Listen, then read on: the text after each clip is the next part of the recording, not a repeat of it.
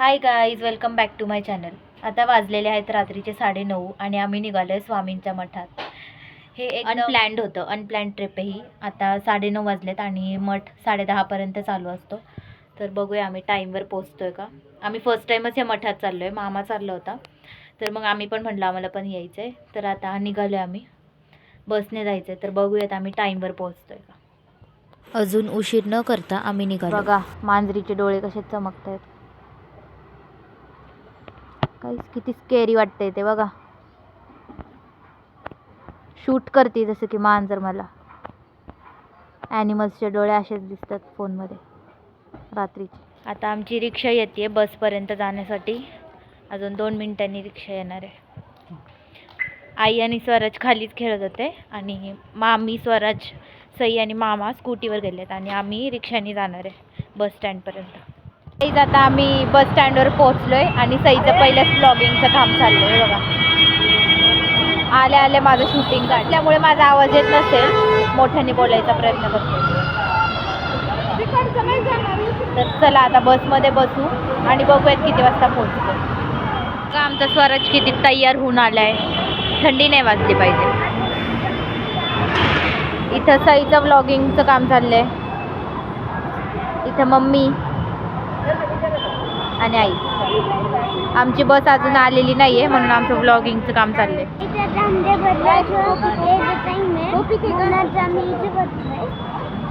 मनपाची एक बस आली आहे पण त्याचा गॅस संपलाय. आता बघूयात आमची बस किती वाजता येते. 5 वाजता गाईच 5 वाजता आमची बस येणार. बघा बसमध्ये पण स्वराजचं काहीतरी कांड चाललंय. गप ना पण आपलं जाऊन येतो.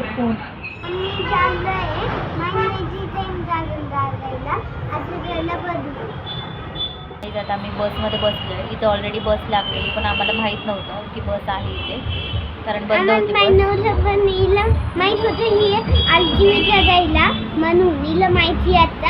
तर आता बसमध्ये बसलोय.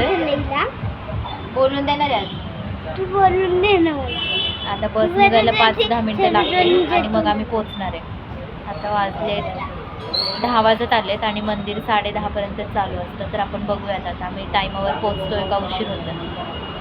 तर आम्ही मंदिरात पोहोचतोय का नाही हे बघण्यासाठी पूर्ण ब्लॉग नक्की बघा.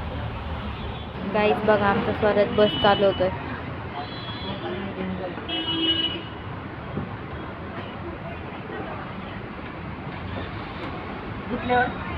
बसच्या स्टेरिंगमध्ये पाय घालून बस चालवायची.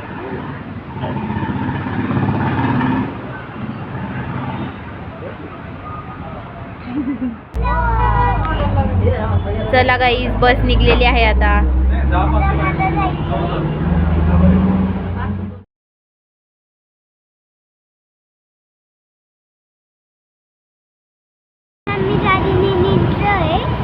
आता 5 मिनिटात आम्ही मंदिरात पोहोचणार आहे. बघू आता मंदिर चालू आहे का बंद आहे. गाईज बघा हे बुबू किती छान आहे, एकदम शांत. आता आम्ही मंदिराच्या आत आलोय.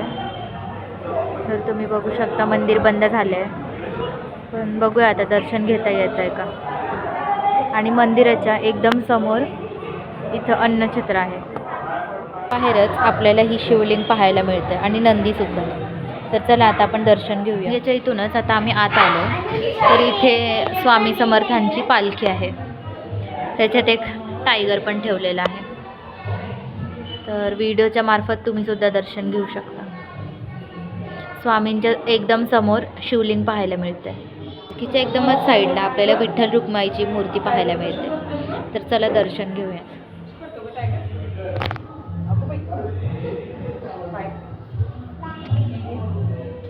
आपल्याला सुंदर असा फोटो सुद्धा पाहायला मिळतो. इथे छोटंसं हनुमानाचं मंदिर सुद्धा आहे. तिथं बंद झालंय पण खिडकीतून थोडीशी आपल्याला स्वामींचं दर्शन होतं. बघा स्वामींची मूर्ती किती सुंदर आहे. जसं की स्वामी आपल्या समोरच बसल्यात. इतकी सुंदर मूर्ती आहे. काहीच स्वामींनाच आपल्याला भेटायचं होतं. स्वामींनी आपल्यासाठी दरवाजा पुन्हा उघडा केला. आता आपण आज जाऊन दर्शन घेऊ शकतो. तर चला आता आपण आज जाऊयात. आता मठ पुन्हा उघडलाय त्याच्यामुळे लाईन लागली आहे. तर आता आपण स्वामींचं एकदम जवळून दर्शन घेणार आहोत. मंदिर बंद करायचं होतं म्हणून त्यांनी बाहेर जाऊन शूटिंग करायला सांगितलं. तर चला आता इथून आपण स्वामींचं दर्शन घेऊया.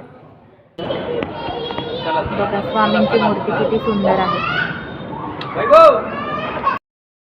लेफ्ट साईडलाच गणपती बाप्पाचं मंदिर दिसतं. आम्ही अन्नछत्रामध्ये आलोय तर इथे पण स्वामींची इतकी सुंदर मूर्ती बघायला भेटते. तुम्ही बघू शकता किती सुंदर मूर्ती आहे.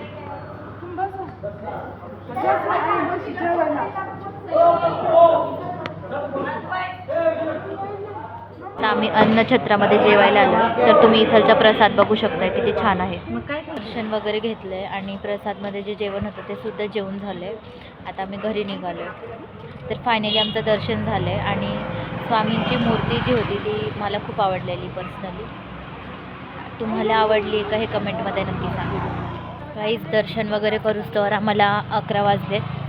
आता शेवटची PMT आहे 11:30ची. त्याने आम्ही घरी जाणार आहे.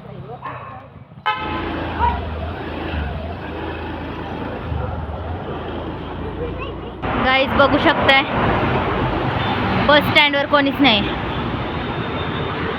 फक्त सई आणि मी आहे. गाईज 15 ते 20 मिनटं झालेली आम्ही बस स्टँडवर थांबलेलो पण आमची बसच येत नव्हती.